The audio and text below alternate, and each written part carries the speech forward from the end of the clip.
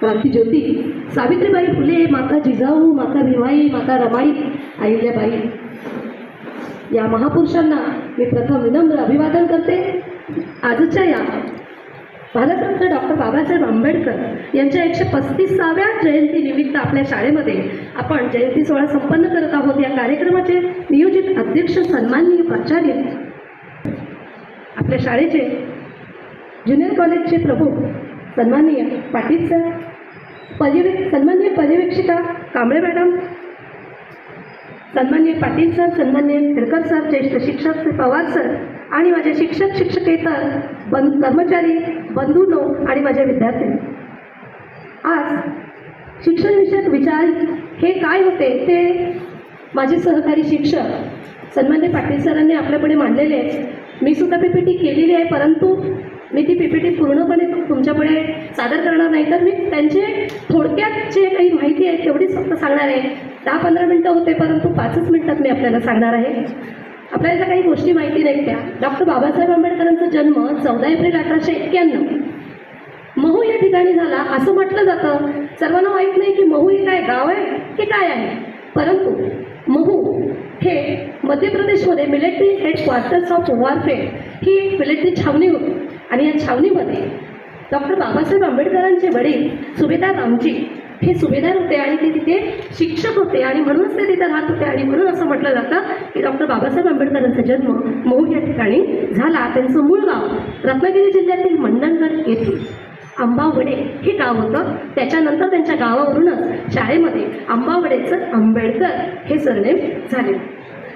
Doctor Babasaheb Ambedkar यांचं बालपण पाहायला गेलं तर त्यांचं बालपण हे साताऱ्यामध्ये गेलं आणि जास्तीत जास्त मुंबईमध्ये गेलेले. मुंबईमध्ये परळच्या डबक चाळीमध्ये 10x10च्या खोलीमध्ये त्यांचं बालपण केलं आणि मुंबई विद्यापीठामध्ये त्यांनी आपलं विद्यालयीन उच्च शिक्षण पूर्ण केलं. हे विद्यालयीन शिक्षण घेत असताना आर्थिक अडचण होती.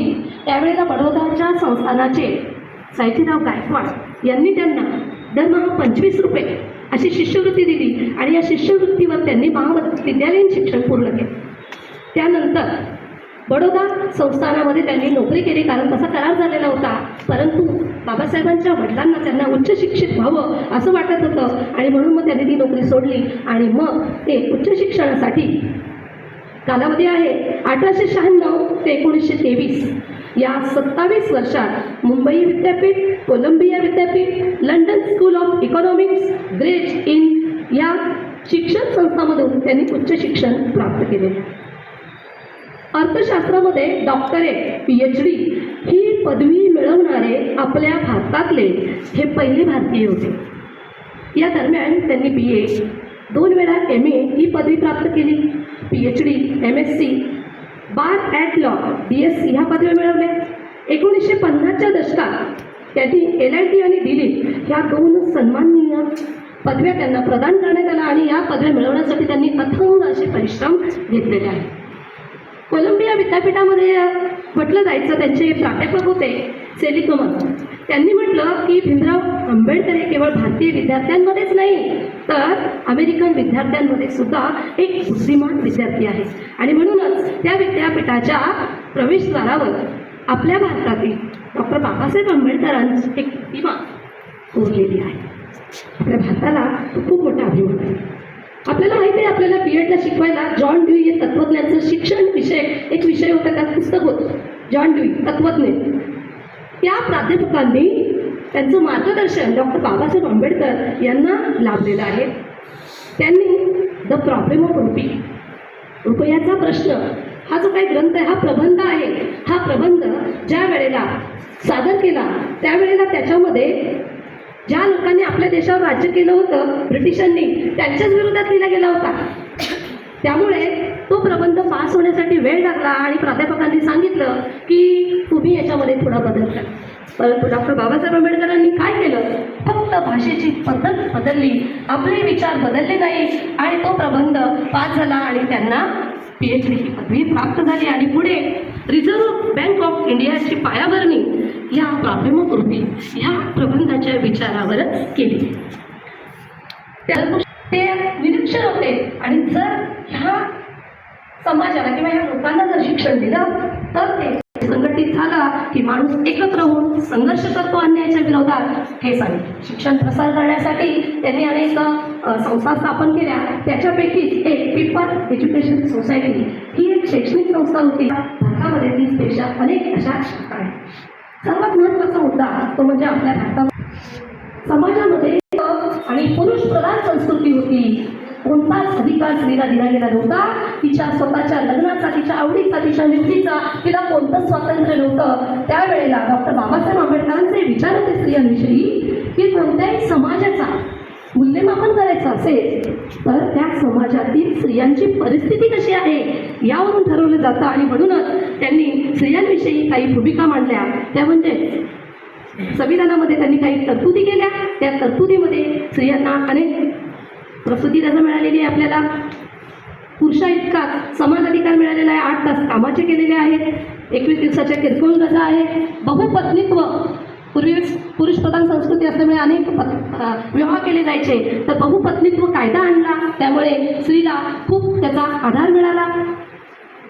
20 वर्ष सर्व्हिस झाल्यानंतर निवृत्ती वेतनाची तरतूद केली. आणि ज्या नोकरी करणाऱ्या स्त्रिया आहेत त्यांना प्रसूती रजा मिळवून देणारे आपल्या भारतातले प्रथम व्यक्ती, जगातले प्रथम व्यक्ती आहे. याच्यानंतर मग बाकीच्या देशांमध्ये महिलांना प्रसूती रजा मंजूर झाली. आणि त्याचसाठी त्यांनी एक हिंदू कोड बिल केलं होतं. हे सांगण्याचं उद्दिष्ट आहे की बाबासाहेबांची बरीच माहिती आपल्या सगळ्यांना आहे, पण हिंदू कोड बिल काय आहे त्याच्यासाठी त्यांनी काय केलं.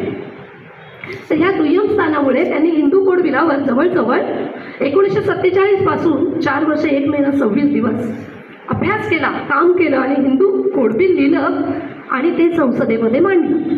परंतु आपल्या पुरुषप्रधान संस्कृतीमध्ये जे काही त्या संसदेमध्ये आपले मंत्री असतील, सदस्य असतील, त्यांनी हे हिंदू कोड बिल नाकारलं. त्याच्यामध्ये काही महिलासुद्धा होत्या. हळूहळू तत्कालीन पंतप्रधान पंडित नेहरू यांनी या हिंदू कोड बिलाचे काही कायदे मंजूर केले. या हिंदू कोड बिलामध्ये काय काय होतं बघा. मालमत्तेचा हक्क होता. मृताचा वारसदार ठरवण्याचा अधिकार हा दिला होता. पोटगी यासंबंधी तरतूद, विवाह, घटस्फोट, दत्तक विधान आणि पालकत्व आणि अज्ञानत्व. हे बिल मंत्रिपद असताना जेव्हा नाकारलं गेलं त्यावेळेला डॉक्टर बाबासाहेब आंबेडकरांना फार दुःख झालं. मला असं वाटतं जगातील एकमेव असे व्यक्ती असतील की त्यांनी आपल्या मंत्रिपदाचा राजीनामा दिला. का तर संसदेमध्ये हिंदू कोड बिल नाकारलं म्हणून. मग पुढे याचे 4 कायदे केले आणि टप्प्याटप्प्याने हे कायदे पारित केले गेले. लोकसभा, राज्यसभा आपण नागरिकशास्त्रामध्ये पाहतो. नंतर त्याच्यावर ठराव मंजूर करून ते पारित केले. त्याच्यामध्ये 4 विभाग केले. एक विवाह कायदा केला. वारसा हक्क कोणाकडे असणार आहे तो, अज्ञान पालकत्व कायदा आणि दत्तक पोटगी कायदा. आणि हा कायदा जेव्हा पारित होत होता तेव्हा डॉक्टर बाबासाहेब आंबेडकर राज्यसभेवर होते. त्यांचा थेट संबंध तिथे आला नाही. परंतु असं म्हटलं जातं की हे जे कायदे आहेत हे कायदे भारतीय न्याय आणि कायदा व्यवस्थेच्या इतिहासातील एक खरोखरच क्रांतिकारक घटना होती. राज्यघटना, भारतीय घटनेचे शिल्पकार त्यांना म्हटलं जातं. का तर 9 डिसेंबर 1946 ते 26 नोव्हेंबर 1949 2 वर्ष 11 महिने 18 दिवस अथक परिश्रम करून जवळजवळ 60 देशांचे राज्यघटना त्यांनी वाचल्या. अनेक प्राचीन काळातले प्रजेच्या हिताचे जे काही दृष्टिकोन होते ते अभ्यासले आणि त्यांनी घटना समितीवर असताना घटना समितीच्या मसुदा समितीचे ते अध्यक्ष होते. त्यांनी ती घटना लिहिली. 26 नोव्हेंबर 1949 रोजी ती आपल्या शासनाने स्वीकारली आणि 26 जानेवारी 1950 रोजी ती अंमलात आली. म्हणूनच 26 जानेवारीला प्रजासत्ताक दिन साजरा केला जातो. म्हणजे आपण स्वतंत्र झालो, आपल्याला सगळे अधिकार प्राप्त झाले म्हणून प्रजासत्ताक दिन आपण साजरा करतो. आणि म्हणूनच त्याला भारतीय घटनेचे शिल्पकार म्हटलं गेलेलं आहे. असं म्हटलं जातं की हां, या समितीमध्ये 7 सदस्य होते, मग बाबासाहेब आंबेडकर. तर त्या समितीचे PT कृष्णाचारी होते. त्यांनी म्हटलेलं आहे की संविधान सभेच्या मसुदा समितीमध्ये 7 सदस्य होते. एकाने राजीनामा दिला, एकाचा मृत्यू झाला, एक अमेरिकेमध्ये गेली. त्याचबरोबर 2 सभासद राजकारणामध्ये गुंतले आणि बाकी 2 होते ते आजारी असल्यामुळे दिल्लीपर्यंत जाऊ शकत नव्हते आणि शेवटी राहिले एकटे डॉक्टर बाबासाहेब आंबेडकर. आणि त्यांच्यावर ही जबाबदारी आली आणि त्यांनी ही घटना लिहिली. आणि म्हणूनच त्यांनी भाषण करताना कृष्ण त्यांनी सांगितलं की पूर्ण उत्तरदायित्व डॉक्टर बाबासाहेबांकडे आली आणि त्यांनी ही जबाबदारी पार पाडली ही जाणीव सर्वांनाच. कामगारांचे कायदे सगळ्यांना माहिती आहेत. कामगाराच्या कायद्यामध्ये 12 ते 14 तास होते ते 8 तास केलेले आहेत. आपल्याला सुट्ट्या दिलेल्या आहेत. कामगार कल्याण योजना केलेल्या आहेत. महागाई भत्ता दिलेला आहे. त्याचबरोबर विमा योजना दिलेल्या आहेत. अशा विविध सुविधा आपल्याला या कामगार कायद्याने दिले. म्हणून त्यांना कामगार नेता असं म्हटलं जातं. त्यांना दूरदृष्टीपणा होता. 1942 ते 1945च्या काळात त्यांनी संविधानामध्ये तरतूद केली होती की येणाऱ्या काळात पाण्याची समस्या आणि खरोखरच आज पाण्याची समस्या जाणवते. हे जे नदीवर बांधले गेलेले धरणं आहे, हिरापूर प्रकल्प आहे, दामोदर, सोन नदीवरील जे प्रकल्प आहेत, ह्या निर्मितीमध्ये डॉक्टर बाबासाहेब आंबेडकरांनी जी तरतूद केली होती त्यानुसार हे धरण बांधलेलं आहे. आणि आजचा जो प्रश्न आपल्याला नदीजोड प्रकल्प जो संभवतो त्याची तरतूदसुद्धा त्या काळामध्ये 75 वर्षापूर्वी त्यांनी या संविधानामध्ये केलेली आहे. आणि आज नदीजोड प्रकल्प हे होत आहेत. तर अशा पद्धतीचे त्यांचे दूरदृष्टी विचार आपल्याला पाहायला मिळतात. डॉक्टर बाबासाहेब आंबेडकर यांना बोधिसत्व म्हटलं गेलेलं आहे. का बरं? कारण बोधिसत्व म्हणजे निस्वार्थपणे जगाची सेवा करणं. कारण त्यांचा राजरत्न आवडता मुलगा, त्यांच्याकडे पैसे नव्हते त्यांच्या उपचारासाठी आणि त्यांचा मृत्यू झाला, पण तरीसुद्धा ते डगमगले नाहीत. हालाकीची परिस्थितीतून त्यांनी उच्च शिक्षण घेतले आणि या उच्च शिक्षणातूनच ते भारताचे शिल्पकार झाले. महाराष्ट्र शासनाने 2017-18च्या दरम्यान त्यांना आजची ही जयंती आहे ती ज्ञान दिवस म्हणून साजरी केली जाते. 7 नोव्हेंबर विद्यार्थी दिवस. का बरं? कारण पहिली शाळा त्यांची साताऱ्यातील गव्हर्नमेंट स्कूल, आता प्रतापसिंह हायस्कूल म्हणून आहे, तिथे त्यांचा दाखला केला आणि म्हणून 7 नोव्हेंबर विद्यार्थी दिवस हा शासनाने 2017मध्ये शाळा कॉलेजांमधून साजरा करण्यास सांगितलेला आहे. तर असे विविध दिवस आहेत. पूर्ण जगामध्ये त्यांची जयंती साजरी होती. महत्त्वाचा मुद्दा म्हणजे वाचनाची आवड होती. राजगृह दादरला बांधलं ते घर, त्या घरामध्ये एकमेव असा व्यक्ती असेल की त्याने आपल्या पुस्तकांसाठी घर बांधलं. एवढी प्रचंड त्यांना वाचनाची आवड होती. अभ्यास करत असताना 24 तासातून 21 तास ते अभ्यास करायचे. 1-2 मिनटं फेरी मारायचे. कारण त्यांना तो त्या कालावधीतला अभ्यास पूर्ण करायचा असायचा. प्रबंधासाठी काय पाहिजे काय नाही अशा पद्धतीचे ते अभ्यासासाठी कंटिन्यू त्याच्यामध्ये बघायचे. खाण्याच्या बाबतीत पैसे नसायचे, शिष्यवृत्तीवर गेलेले होते. आज आपण आजच्या काळात आपण लोन काढतो, पैसा काढतो मुलांना आपले शिक्षण, आपण त्यांच्या पाठीशी आहोत. पण त्या काळामध्ये फोन नव्हते, काही नव्हते. काय झालंय? काही नाही. पैसे नाहीत, 1ही रुपया खिशात नाही. फक्त शिष्यवृत्तीवर तिथे जीवन जगायचं आहे. 1 पावाचा तुकडा, ब्रेडचा तुकडा 2 वेळा खायचं आणि ग्रंथालयामध्ये अभ्यास करायचा आणि चाचणं काढायची, नोंदी काढायच्या. अशा पद्धतीने त्यांनी अथांग परिश्रम त्या शिक्षणासाठी केलेला आहे. आणि त्या शिक्षणाचे विचार ते कायदेपंडित होते. अनेक खटले त्यांनी युक्तिवादाने सोडवलेले आहेत. देशाचे दुश्मन हे पुस्तक लिहिलं होतं. 4 लोक त्यांची नावं मला आता आठवत नाही, वेळ नाही, तर त्यांच्यावर खटला चढवला होता. त्यावेळेला डॉक्टर बाबासाहेब आंबेडकरांनी त्या खटल्यातून त्यांची निर्दोष मुक्तता केली होती. असे कितीतरी खटले त्यांनी युक्तिवादाने सोडवले होते. निशांत असे ते वकील, कायदे पंडित होते. आणि त्यांना भाषांचं ज्ञान बघायला गेलं तर जवळजवळ Marathi, Sanskrit, Pali, English, Hindi, French, German, Farsi, Gujarati, Bengali, Kannada अशा 11 भाषा त्यांना येत होत्या. आणि मराठी, हिंदी, इंग्रजी, गुजराती, मराठी अनेक भाषांवर प्रभुत्व होतं. हे जे प्रभुत्व आहे विदेशी भाषा याच्यावर आपण छोटीशी सांगायचा राहिला. त्यांना असं का म्हटलं गेलं आहे? कारण शूद्रपूर्वी कोण होते हा एक पुस्तक त्यांनी लिहिला. त्या पुस्तकात त्यांनी अगदी सगळ्या पुस्तकांचा अभ्यास केला, प्राचीन ग्रंथांचा अभ्यास केला. त्याच्यातून एक मुद्दा मी तुम्हाला सांगते की पूर्वी टोळ्या करून लोक राहत होती. एक टोळी दुसऱ्या टोळीवर काय करायची? वर्चस्व गाजवायची. अशा वेळेला जर दुसरी टोळी हरली तर त्याला दास म्हणून ठेवायची, गुलाम म्हणून ठेवायची आणि त्यांना मग त्या गावाच्या बाहेर ठेवायची. याच्यातूनच त्या जातीयतेचा जन्म झाला. म्हणून त्यांनी मुळातच सांगितलं की जात हे जात नव्हतीच मुळी, ही माणसानेच ही जाती आणलेल्या होत्या. आणि म्हणून मग पुढे पुढे समाजामध्ये एक जातीची उतरण निर्माण झाली आणि त्या जातीचे कणखर निखारे, त्याचे चटके त्यांनी लहानपणापासून सोसले. ते रात्री कामाच्या ठिकाणी सुद्धा सोसले. जेव्हा ते बाहेर गेले उच्च शिक्षणासाठी परदेशात, तेव्हा त्यांना समानतेने कसं राहायचं, समान वागणूक हे त्यांना माहिती झालं.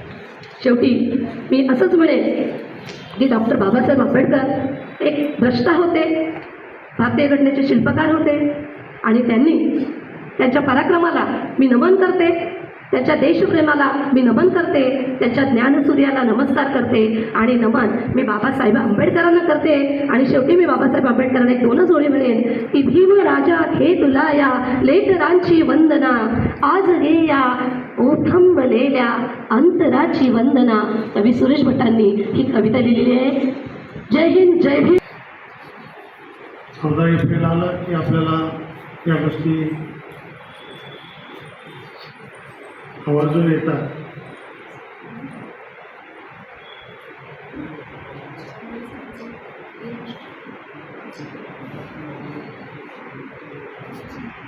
तर आज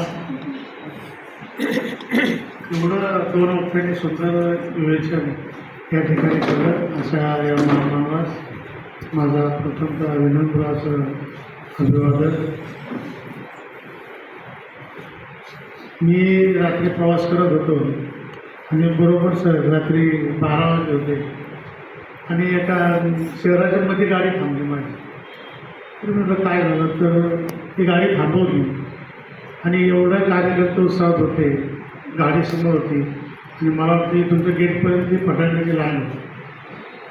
ते काउंट करत होते, जसं तो काय उठतो ना रॅकेट उडतो, उलटं काउंट डाऊन चालू राहतं माहिती का असं. तर ते करत होते आणि बरोबर 12 वाजता त्यांनी ते सगळे फटाके पेटवले आणि एक वेगळ्या वेगळ्या पद्धतीने त्यांनी त्या महामानवाला विनम्र असं अभिवादन केलं. म्हणजे मला एक गोष्ट कळली नाही आतापर्यंत.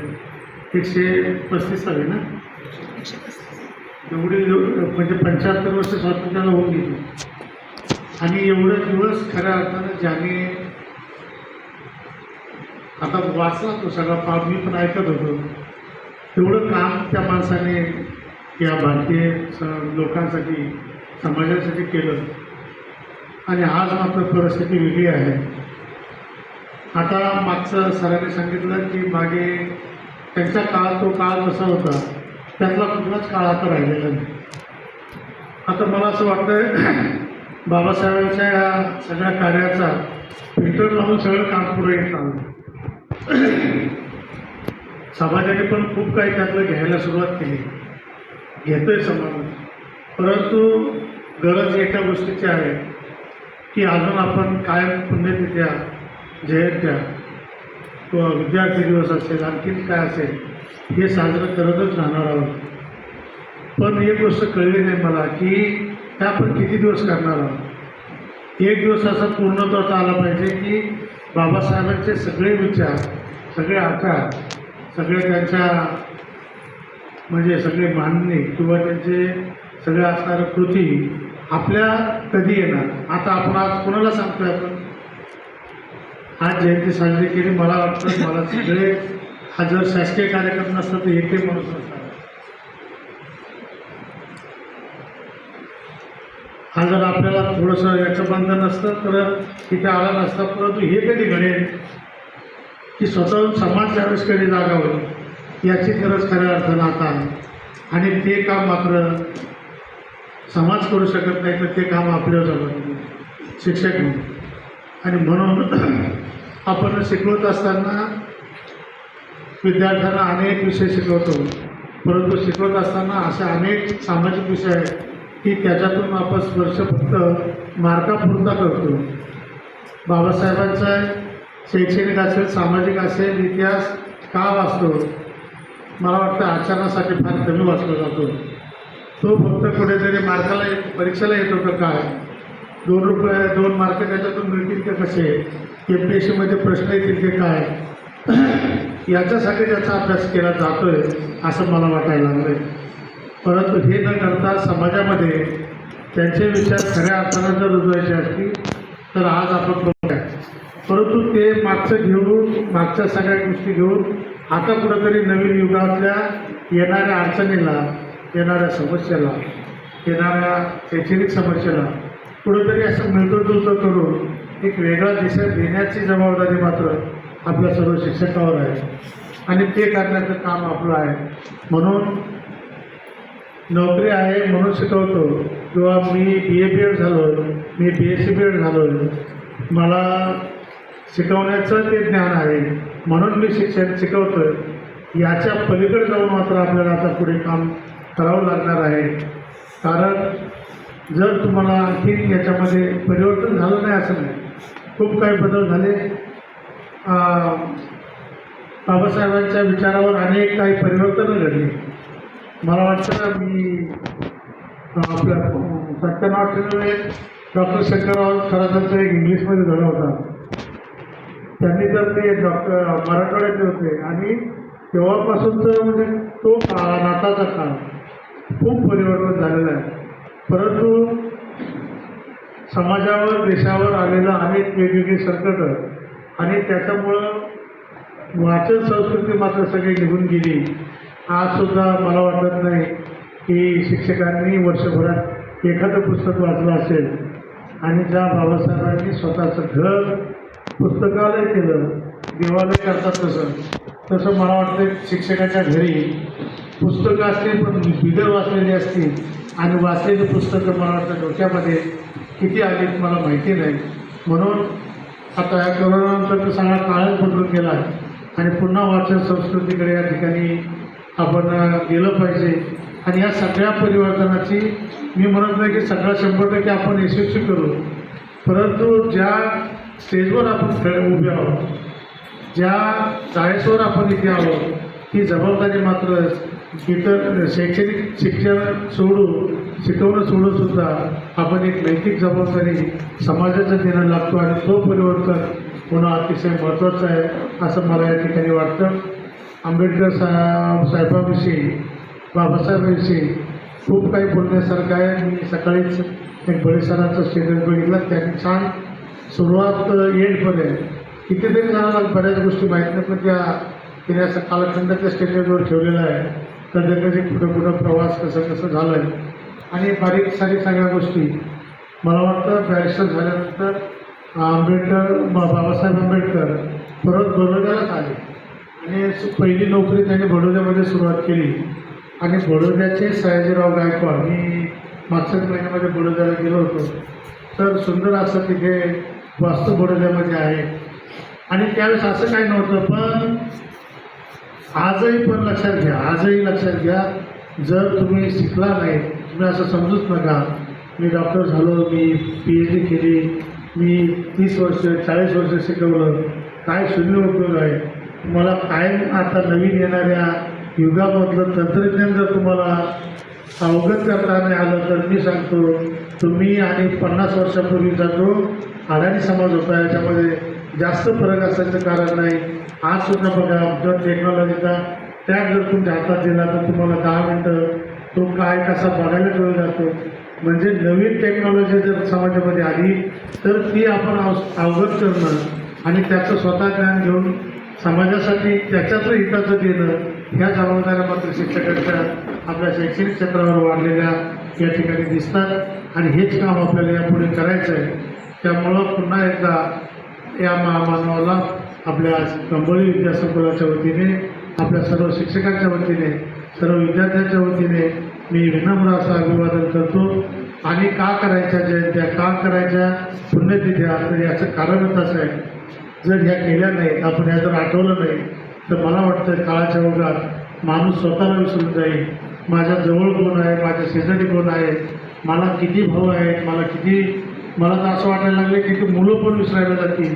अशा पद्धतीची समाजव्यवस्था या रचनेमध्ये चालली.